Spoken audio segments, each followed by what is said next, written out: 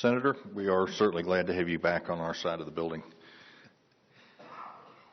Before I yield to my colleague, Dr. Wenstrup, I want to also recognize two other people that I did not talk about. To start with, Joseph Violante, who's longtime National Legislative Director. Joe, it's great to have you here with us and see you on the Hill all the time. And Ron Mentor, National Director of Voluntary Service. Ron, glad to have you here too. My staff had just said I was going to yield to Representative Wenstrup to introduce the commander, but I think it's important that you understand that Dr. Wenstrup is a combat veteran of Iraq, a surgeon by trade, and a Bronze Star recipient.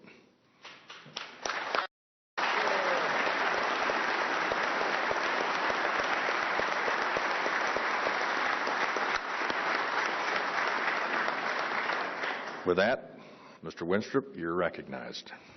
Thank you, Mr. Chairman. As a proud member of the House Veterans Affairs Committee, it's my privilege to introduce Joseph Johnston, National Commander of Disabled American Veterans. As Commander Johnston works to represent injured and disabled veterans, I've had the honor to represent him in the House of Representatives. Having personally served as a combat surgeon in Iraq, I saw our troops in the minutes and hours after being wounded. But oftentimes the toughest battle our veterans fight is when they come home. Disabled American Veterans is a strong advocate for those who have served our nation and given more than most. And Commander Johnston does yeoman's work on behalf of the nation's disabled veterans. I've had the honor of sharing the stage with Mr. Johnston during veterans tributes in Ohio. His passion for our military veterans is clear, it's selfless, and with great conviction.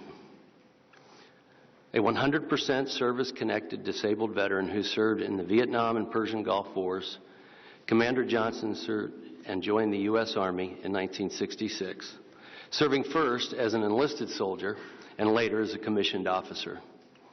He retired at the rank of colonel in 1992 and was inducted into the Ohio Veterans Hall of Fame in 2007 and is a life member of DAV Chapter 63 in Williamsburg, Ohio. In our state of Ohio and nationally, Commander Johnston has been elected to and held various management and leadership positions with the DAV and is active in various chapter and department VA voluntary service programs, culminating in his election as National Commander last year. Of Congress from the House and Senate, it's my honor to introduce National Commander Joe Johnston to present the DAV's legislative agenda.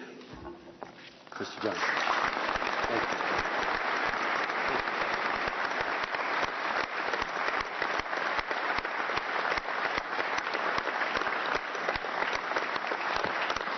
Welcome again, Commander, and you are now recognized for your testimony. Representative Wenstrup, friend, fellow warrior, thank you very much. Chairman Miller, Acting Ranking Member Hiller, and Ranking Member Michaud, I want to thank you for convening today's hearing and for your leadership in helping to fulfill the promises to the men and women who have served. Chairman Sanders has recently brought forth introducing Senate Bill 1982, and that is indeed one of the most wide-ranging veterans bills ever brought forward. I'd like to extend our sincere appreciation to Chairman Sanders and all members of these committees on behalf of the more than 1.4 million members of DAV and its auxiliary for the outstanding support that you have given our nation's injured and ill veterans and their families and survivors. We wish you all the best in your efforts through the rest of the 113th Congress on behalf of America's veterans, their families, and survivors. Allow me to introduce those seated at the table with me, as well as some distinguished guests.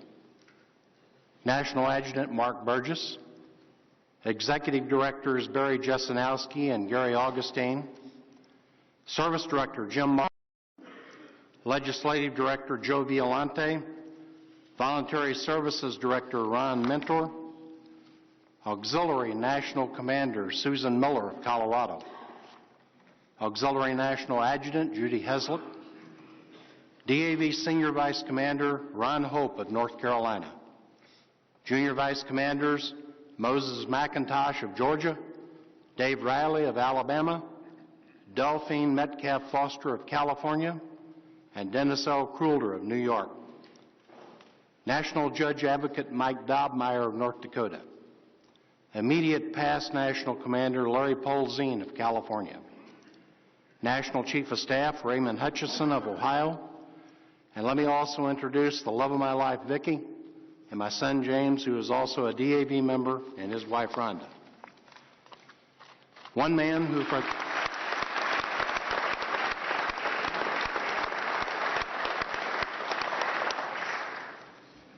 man who for the first time in decades is not at the table with us today is Art Wilson. He retired in 2013 after a 47-year career serving as DAV's superbly effective Chief Executive Officer and National Adjutant. Art's departure after such a long and distinguished term will clearly leave a void, but DAV has selected an able, experienced executive in Mark Burgess as our new CEO and National Adjutant. Will the DAV National Executive Committee please stand and be recognized?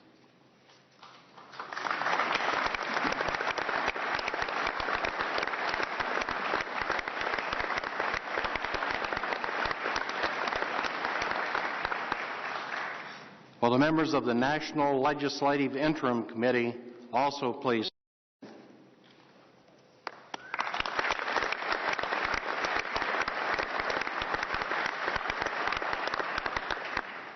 And I'd also like to recognize the entire DAV delegation from my home state of Ohio.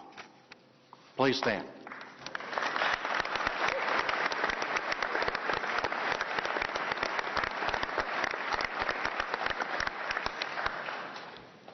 I've already submitted for the record my written testimony detailing a number of concerns and ideas for your information and consideration. So I will use my time today to highlight a few of the most important issues facing veterans today. Messrs. Chairman, veterans stand with each other and support one another in combat. And long after the bullets cease to strike, we always rely on our warrior brothers and sisters. And I'm hoping that every member of Congress will also stand with us and for us each and every day of your respective terms. Since our founding, DAV has remained dedicated to fulfilling our promises to the men and women who served, their families, and survivors. DAV's core mission is carried out through our chapter, department, transition, and national service officers. In all, DAV has nearly 3,000 service officers, including county veteran service officers who are accredited by DAV. During 2013, DAV's 276 national service officers interviewed over 187,000 veterans and their families, reviewed more than 313,000 VA claims files, filed over 215,000 new claims for benefits, and participated in more than 272,000 VA rating board actions. In addition, our national appeal officers provided representation in almost a third of the appeals decided before the Board of Veterans Appeals. Our transition service officers conducted some 1,400 briefings to groups separating service members, with 54,000 total participants in those sessions. Counseled almost 31,000 persons in individual interviews, reviewed the military service treatment records of 30,260 individuals, and submitted benefits applications for 19,000 personnel to DAV NSOs for filing with the VA.